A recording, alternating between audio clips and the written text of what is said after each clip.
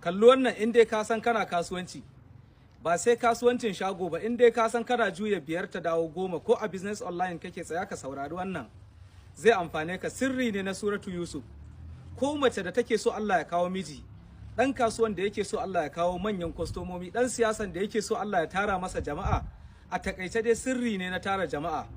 Wannan sirrin na rantse muku da Allah, azumi ne bakina, duk wanda ya dau sirrin nan yayi sai ya kulla da jama'a. Duk wanda baya son jama'a ma kar ya fara aikin nan. Duk wanda baya so jama'a su masa yawa kar ma ya fara wannan aikin.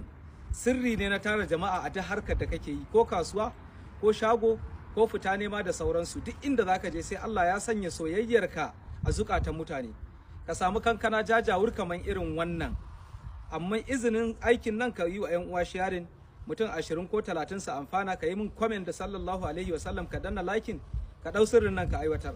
Idan ka samu nunanniyar kankana kaman haka, sai ka zo ka matsa ruwan ka sa a rubuta ma suratu Yusuf kafa 3 wake sai ka wanke rubutun da ruwan kankana. Ko da kankanar zaka siyo da yawa ne, ana so rubutun dai ruwan rubutun ya zama da kankana aka wanke shi. Mutum in ya zo kwanciya sai ya diga zuma a ciki sai ya sha. Na rantse da Allah, kai da jama'a sai dai ka gudu.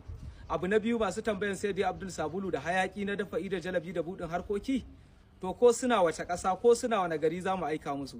Akwai zobe wanda yake so ya zama babban ɗan kasuwa ko ɗan siyasa ko basaraki, kowace irin harka kake yi, ka ɗora wannan zoben akan burujinka ka sanya shi a hannunka.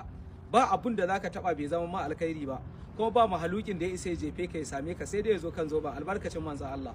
Number wayan da zaka same ni ita ce 081 45 31 5010. Allah bar mu da manzon Allah, ko sof ko kira zaka same ni.